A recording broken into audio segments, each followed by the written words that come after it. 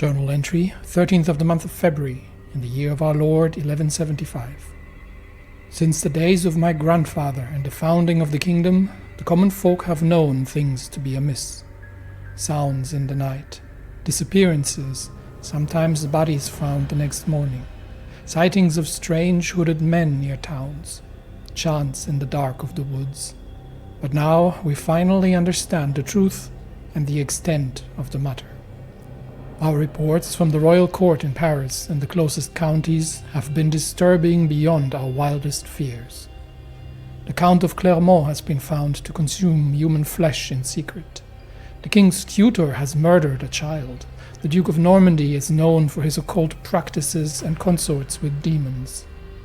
One by one, these would be heinous crimes, but together they prove that demonic influence has gained control over House Bourgogne, and that the nobles closest to the king openly commit their crimes. A child is captured, mostly an orphan whom nobody will miss. The men meet under the cover of darkness, and during an unspeakable ritual, the child is sacrificed to summon a demon. Latin phrases are recited from forbidden grimoire, brought back to France during the Crusade, written by heathen mystics and mad clerics. When the child has perished, the men consume the flesh to grant them power. The demons, however, have demanded a more valuable soul and refused their usual boons. Thus the mistake was made, and Rodrigo of House Vasconia was lured from the king's court by the royal tutor's authority. His father, a count from the island of Sardinia, had died short after his birth, and his mother had fallen to the drink. They believed it safe to take the eldest. After all, what could a lowly widowed duchess from the far reaches of the empire do? Yet she never gave up on her son, and though this all occurred years ago, she was able to point to Marquess of Poitiers when questioned by my messenger. Alas, from there their scheme unraveled, and the core of evil was unveiled to have festered in the dark corners of the royal palace all along.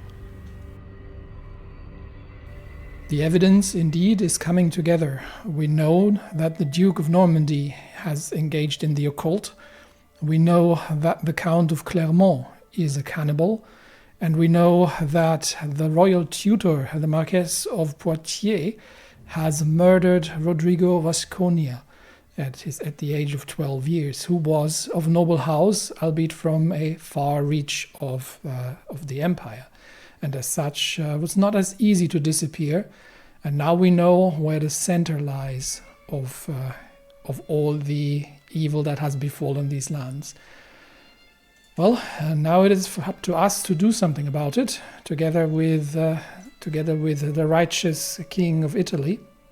We must see that we can deal with the malice that comes out of the House Bourgogne, and extend our control over the whole of France for all that is right and good in the world, for the Church and who is as well in some way probably involved given the Pope's particularities, but for the Lord and in the Lord's name we shall march on France and liberate the people from the demonic influence that has covered and blanketed these lands. And we don't even want to get started in what the Kaiser is getting up to.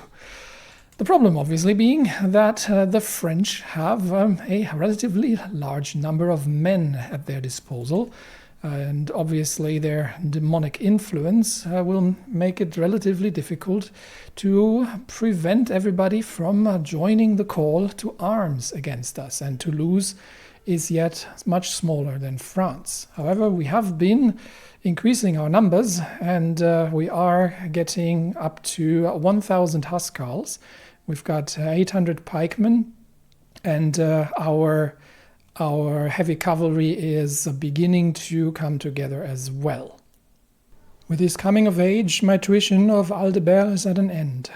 As an active and enthusiastic child, it is no surprise that Aldebert has done well in his studies of war and combat. It is impressive to see such skill in someone so young. He displays a level of insight that's rare, even among veteran commanders. So my son has gained has come of age. He is a brilliant strategist and a famous champion. He is a paragon of Toulousian warrior practices.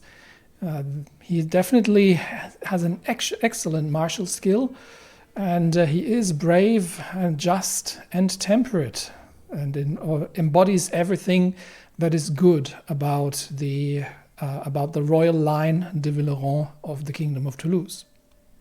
If we are to go to war with France, we need not just a sizable army, but we also need to have a war chest. And as such, we do need probably, I would estimate that it's going to be a long campaign.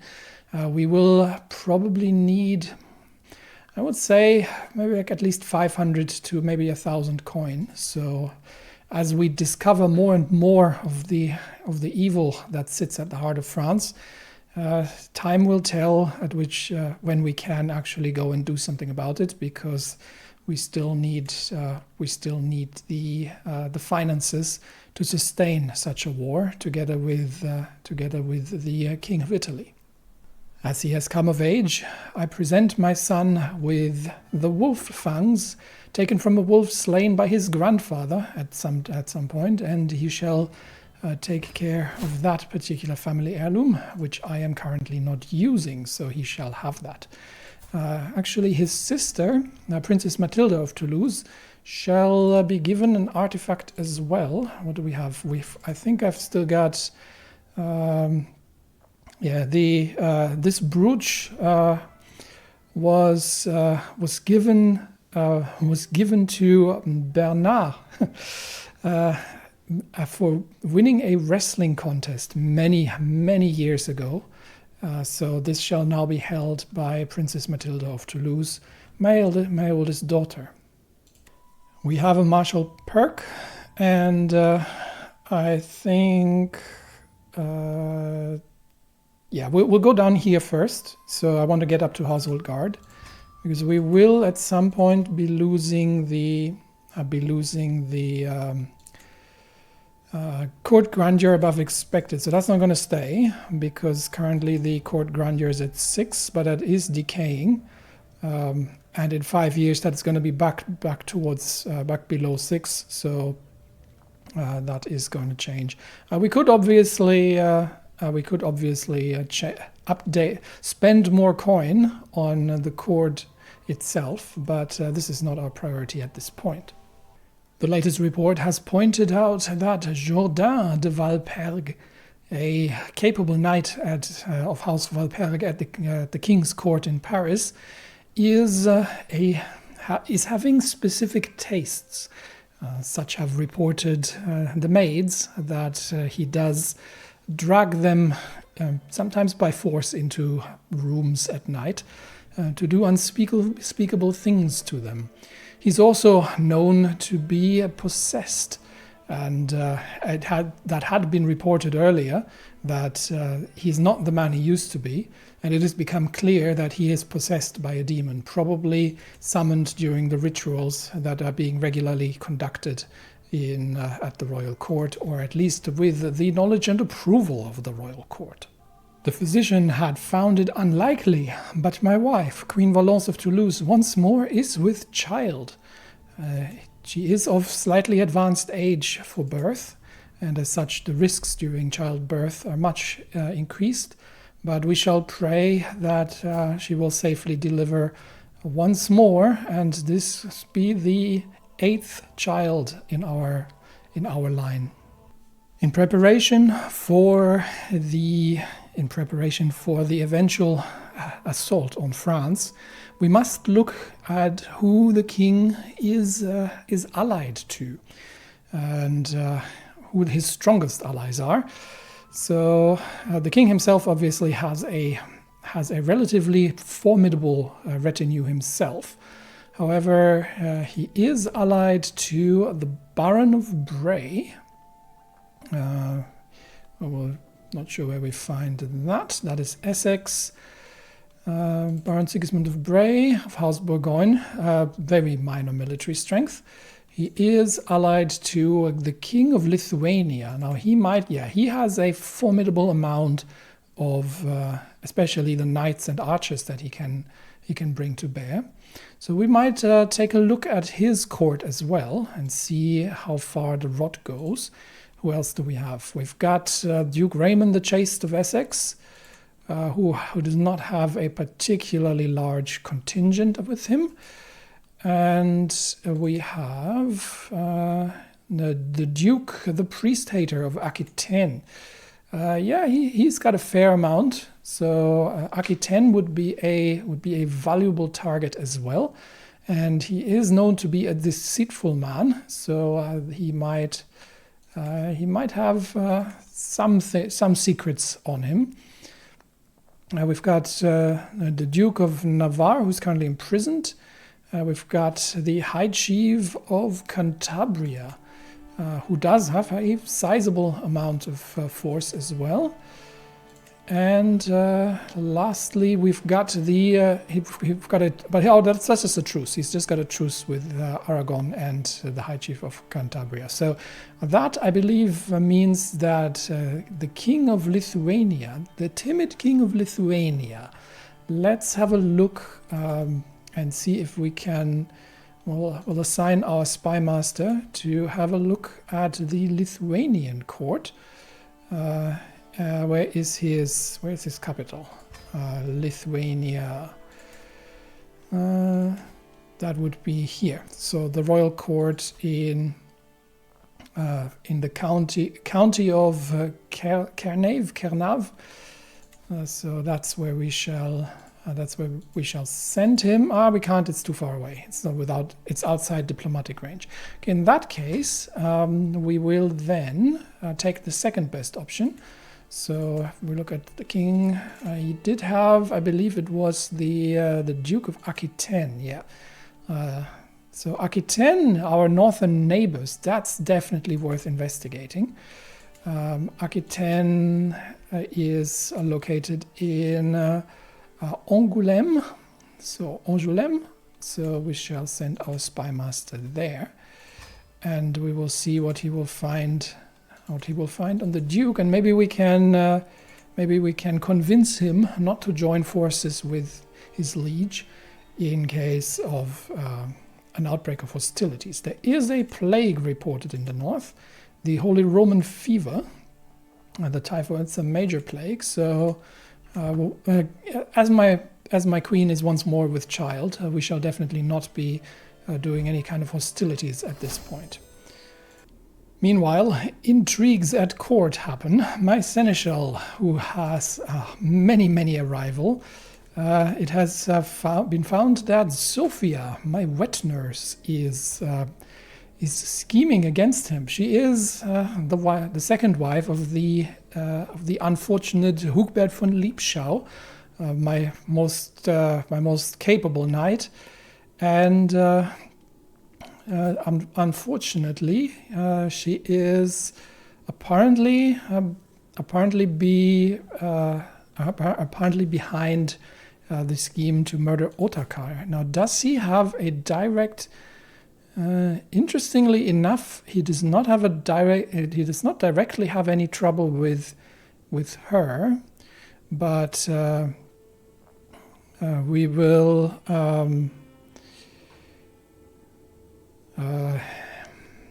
Should we keep it under wraps? Because Hugbert von Liebschau has suffered enough in his life, so she will no longer.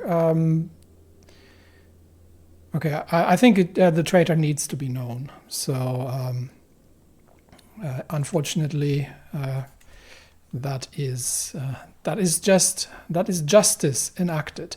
Meanwhile, my queen has taken care of the education of our daughter, Princess Matilda of Toulouse, and has made sure that she gets a good education. After it has been reported that Antoine, the son of Albert de Villeron and the grandson of Count Antoine the Brave, is a witch, or is dabbling in the occult, more from this particular branch of the family is being discovered. Mathilda de Villeron, the sister of Albert and the aunt of Antoine, is also involved in witchcraft. And as such, it looks like the side of the family that is traveling eastwards is falling prey to all manner of evil in these foreign lands. I can hear it echoing around the castle, light giggles occasionally breaking out into full peals of laughter. As I enter a room, the culprits are revealed. Matilda, with, judging by the discarded books strewn across the table, her studies very much abandoned, has her brother Alderic clutched in her arms. The baby burbles happily as Matilda peeks through her fingers at him, and the two of them giggling happily. Absolutely. We shall encourage my family in these dark times to be close together, and it is good to see that my daughter is taking care of her younger siblings. Countess Matilda of La Marche is known to secretly having an affair with the Count of Blois in the north. It's useful to know, but not the sort of thing that would directly tie Aquitaine to the ongoings in the north. So that is something that we need to separately keep an eye on and see if we can find out more. And once more, a child is born. Princess, we call her Cecilia, of Toulouse. May you grow strong and wise. Now, we're starting to have a lot of children. This is our 8th child, and she, of course, shall have. Who are we going to assign? I think. What is she? She's a smart kid, as are they all. I think we'll get. Let's see. We'll get one of our courtiers, Margarita. You can take care of her, and with that spreads the load around and does not overload my poor queen with having to look after all the children herself. Count Pierre Bernat has arrived in Toulouse to pay homage. Show him in at once. I wait patiently on my throne for the arrival of the Count, who is soon announced and ushered before me. He kneels in deference, offering nothing but his oath to faithfully serve as a vassal of the kingdom.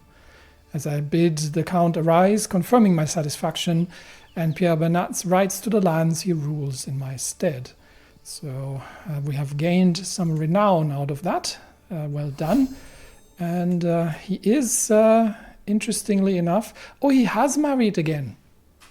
So he has married a noblewoman from the house Montpellier. And with that, although they have not been blessed with child by the looks of it, and his eldest is actually the Marshal of the King. So he might actually be someone, and he is a known fornicator. Why am I not surprised? He may actually be someone who we will meet in the field of battle if things go awry. So I'll see what happens to the succession. He is obviously getting on there in age, the Count.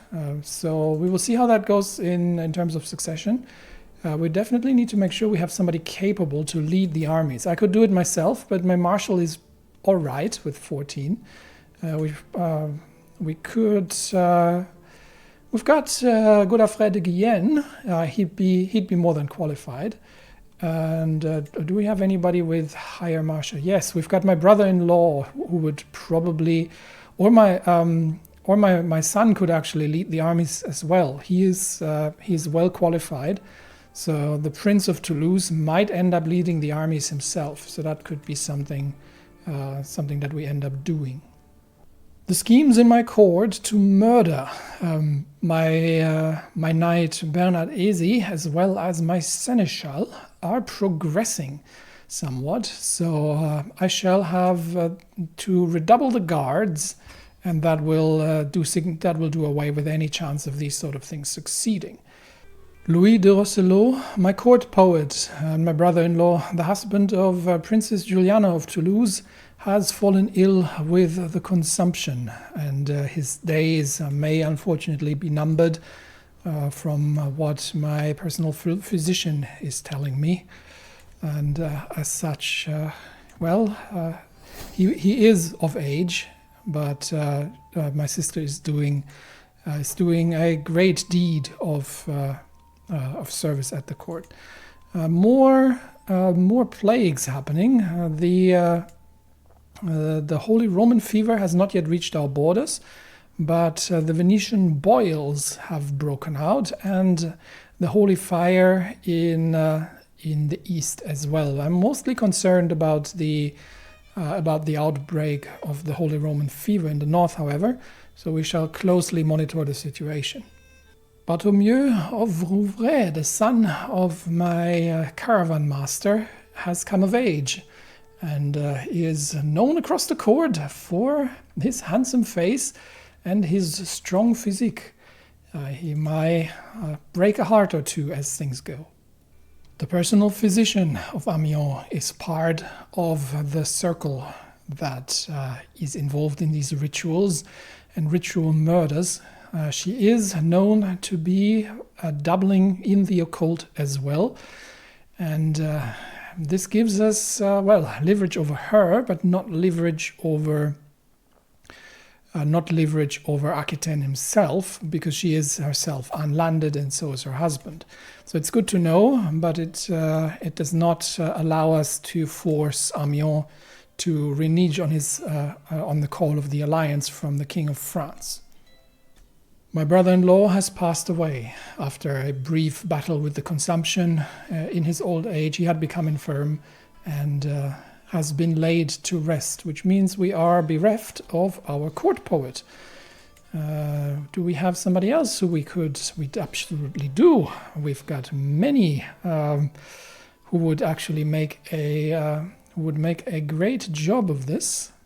We could get Princess Navarre of Toulouse to do this, but we've got some people who are better, like Louisa di Potenza, the wife of Raoulf de Villeron, who is my nephew, and who is the son of Michael de Hunter and Princess Peronella. So his wife, I believe, shall be employed as our. This gives us a court grandeur bonus, which is great. So with that, we have the grandeur. I think it's still the same. But because it hasn't really decayed yet. But with that, we have easily refilled that position. Bernhard, our Archbishop, Bernhard the Saxon, our Archbishop, has unexpectedly passed away. And as such, we have a new realm priest. Let's see what he's all about. Humbert of Toulouse. He's very young to be a priest. And as at this point is expected from the church, he is an absolute fool of a man. He is very poorly qualified. He's lazy and generally incompetent. It looks like the church may be actively trying to sabotage us and to ensure that they send the least capable priest over to our lands. I am proud to see my daughter no longer as a child, but as an adult. Even as a child, Matilda always had a way with words. It is therefore unsurprising that she has taken well to the study of diplomatic relations. A true silver tongue, she could sway the opinion of counts and kings alike. When she speaks, the court listens in enraptured silence. So with that, my daughter, and that'll take over, has become a master diplomat. Unfortunately, I don't think I can employ her as a chancellor, where her skills would be well suited because of the male preference in this particular role. However, maybe if she finds a spouse, her skills will be well suited towards her being the grey eminence behind things. And as it turns out, Princess Matilda of Toulouse, as bright as she is, has fallen head over heels for a young knight of Norman descendants who has been visiting the court. And I have agreed, of course, to my daughter's wishes. And she has been wed to Stéphane de Cournaille, a a good man, an honest man and a forgiving man, and he has joined us in this house, and hopefully I hope for the greatest happiness of Princess Matilda of Toulouse. Ulrike, my personal physician and antiquarian, has died of old age, and she had been looking after Princess Petronilla, so she's gonna need a new. She might need a new ward. Yeah, that I might just have to take over. But that means we do need a new personal physician. Do we have somebody?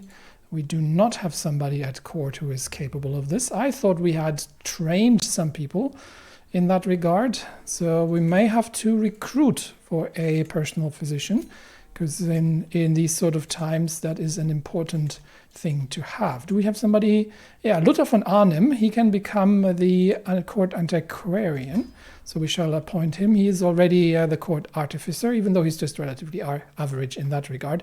But he can become the antiquarian as well and look after improving the artifacts at court.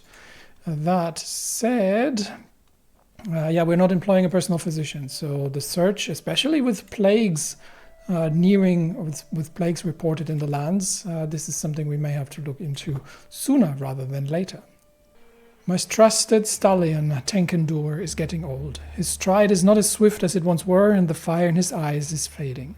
If I want to keep his lineage alive, I should find a good match for him. Yikes, that is expensive. I think as much as... what did I get out of that? Enduring Warhorse, 1 prowess, prestige instead of... Yeah, I can live without that. I believe the coin is needed elsewhere currently, so I will let him spend his last days quietly. And we have some applicants for the position of the court physician. We've got Puel de Béziers, who looks, she's a wise woman, she's a physician.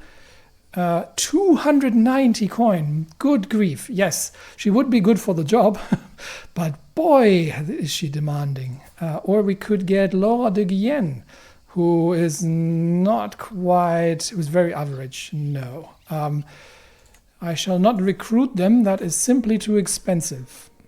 Instead, I am sure we can find somebody who is not married currently, and who would be well suited towards finding. How about Bartholomew de Rouvray? Can we find somebody who matches the court physician position and get him? Well, because he is a bit of a heartthrob at court, so before he starts anything, it might be a good idea to just marry him off anyway.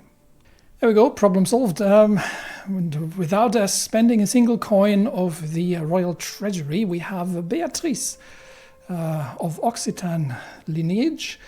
She is, despite her young age, a mastermind philosopher, a miracle worker, and was immediately captivated by the handsome face of Bartholomew de Rouvray.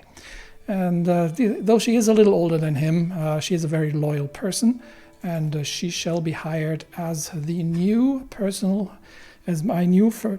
physician. And with that, the role is immediately filled once more. Gonzalin, my old master of the horse, has been infirm for a long time, and at some point, I believe his skills, but he will need to be replaced, especially once we actually go to war. But it is not yet that day. As I step out into the fresh air, I'm greeted by the sad message that my beloved stallion passed away during the night, leaving nothing behind but an emptiness in my heart. So we will lose the enduring warhorse, but he has lived a good life. Meanwhile, someone is, to nobody's great surprise, trying to murder Otakar. Who do we get? Brigida de Rouvray. Hang on, House Rouvray rings a bell. Isn't that... she's the mother of Bartholomew de Rouvray. So she's plotting to kill to kill Otakar. Many people wish to kill Otakar, and the vile fiend indeed. And Rouergue, which is after the death of Borel a few years back, under the leadership of Count Hubert of Rouergue. He is somewhat, in his young age, somewhat zealous and wishes to begin raising a faction against me. So I think I will have to abandon my attempts at impressing or getting under the good graces of the church and deal with issues at home once that is completed in 2 months. Other than that, the military is coming together. We're getting relatively close to having 500 men of heavy horse. We could still get a few more of the retinue lancers, but I believe the time is close, especially as the old king is of poor health. The time is close where we must strike. I think when the king of France hands over to the fool Prince Eudes, then that will be the time when we will use the opportunity to raise our troops, which at this point have swelled to over 7,000, and we shall take on France, which is actually we might even have a better opportunity, because right now the king, as I said, there is a demonic influence behind it, is attacking the house Otakaren, Kaiser Bernhard, over the Duchy of Upper Burgundy. So they wish to, and that means with these two fighting each other, there is a good chance that France will be weakened, and we might take the opportunity. So I will not spend any further coin on raising additional troops at this point, but I think the next perk is going to go into Household Guard, and then from there on, a man's home and enduring hardships, and then prepared conscription. So with that, I think we are poised and ready to begin the military operations against the Craven King and his demonic evil, to finally liberate the people of France from this.